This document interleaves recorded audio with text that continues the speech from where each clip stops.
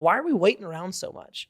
What's going to change a month from now that, what's going to change circumstantially that's going to, make it that much better a month from now or a year from now or 10 years from now than just literally today? Andrew Carnegie used to have that famous story of like, he's going to promote this gentleman. And then the gentleman walked into his office and he was going to give him this big promotion and go to a new city and be the manager of a factory, a steel plant. And he pulls out his pocket watch. He says, hey, I want you to do this. Are you up for the task? And he hits the timer.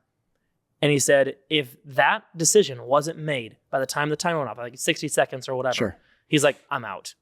Because he wants his leaders of his factories to have that skill of taking decisive, quick action. And that stuck with me, just like the Robert Kiyosaki thing. Yeah, yes, 100%. So for me, again, it's not a decision process that's difficult. For me, it's more of like, look, are you...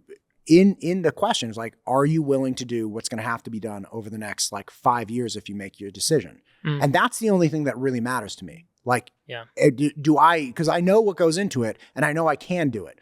But the question is, ultimately, is that going to be worth it? Like with the podcast, it was like, listen, I knew what I was getting into when I started it. I'm a nobody. I build the studio by myself. I know it's going to be an insane lift. Here, it's like, I'm 2.5, 3 years in, like things are continue to take off, but it's like, listen, I'm not even in it for the 2.5 year mark.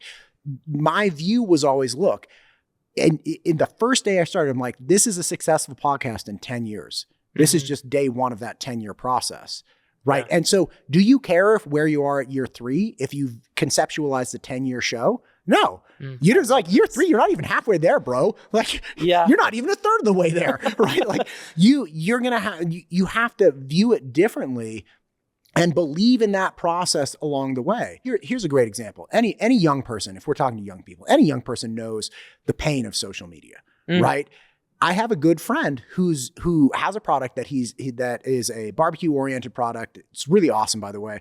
And he's just getting it off the ground, but he doesn't do any social media. Okay. So now at 42, he's going through this process of like learning the socials, right? Yeah. Like he doesn't know anything about Instagram. He doesn't know anything about TikTok. He doesn't know anything about Facebook. It took him forever to get like a Facebook account that would even work. He's 42, bro. Totally. Like learning from the ground up. Yeah. Right. Like the 12-year-olds are better than he is, but so he's going through this process, and as such, he starts sending me these like little motivational things, like these little motivational memes, like everybody starts with 0 followers. I'm like, I'm aware, Max.